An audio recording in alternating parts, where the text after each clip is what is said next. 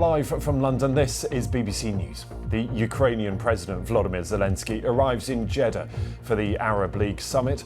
Syrian President Bashar al-Assad will also address the meeting for the first time in more than a decade. Leaders of the G7 countries vow to starve the Russian war machine with new sanctions on the first day of this summit in Hiroshima. The brother of the British television presenter Philip Schofield has been jailed for 12 years for sexually abusing a boy. And police in Australia order an independent inquiry after officers tasered a 95-year-old care home resident with dementia.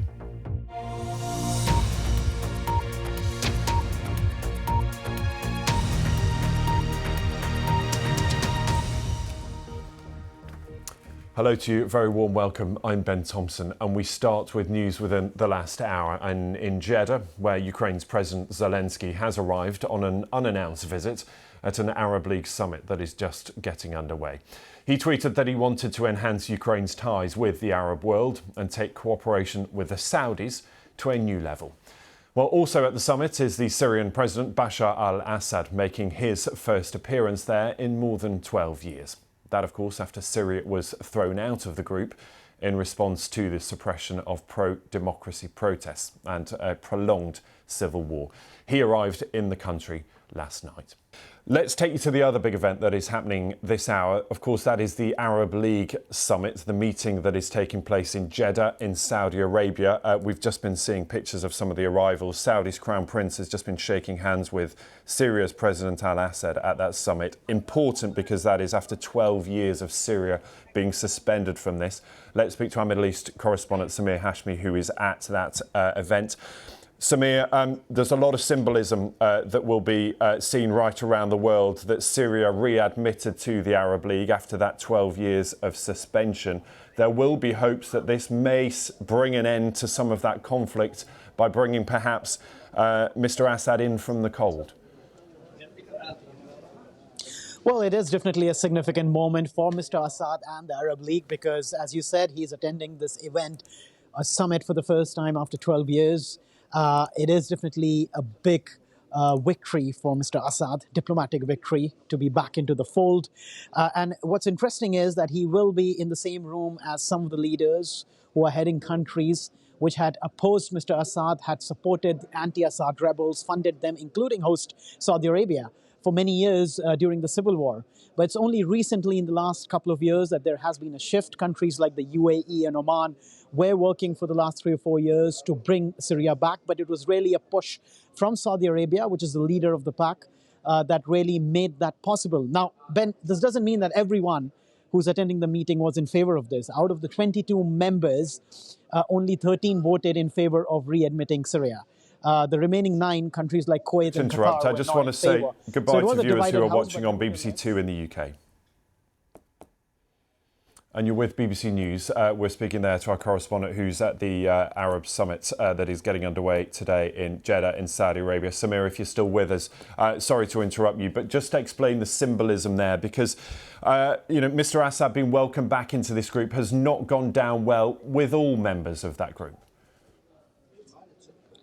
Absolutely. It hasn't gone down well with every member. Out of the 22 members, 13 voted in favor. But there were 9 countries that were not, endorsing this idea. Countries like Qatar and Kuwait, they opposed it till the end. But nevertheless, it was Saudi Arabia, which is the leader of the pack and the host of the summit, that really pushed through and tried to build a consensus. Now, for Mr. Assad, this is a diplomatic victory, Ben, because he's been out in the cold, isolated, banished for the last 12 years. The only support he had from the region was from Iran, which is not part of the Arab League, but from the Middle East region. But now, and interestingly, some of the members he'll be meeting today are those countries that supported anti-Assad rebels for many years during the civil war, including Saudi Arabia. But the shift started a few years ago. It was started by Oman and the UAE, which wanted to bring Mr. Assad back into the fold. But they could not build a consensus, and it was really Saudi Arabia which made that push recently, especially after the earthquake in Syria, and made sure that he's back into the fold. So it is definitely a pivotal moment for the summit and more for Mr. Assad. Yes, and interestingly, Samir, perhaps this may be helping to draw a line under Mr. Assad and his expulsion from that group. But at the same time, we're going to see President Zelensky address in the midst of a war in his own country. What do we know about the timings about when we might expect the Ukrainian president to arrive at the summit? Well, he's expected to arrive any moment, and that is why the summit hasn't started.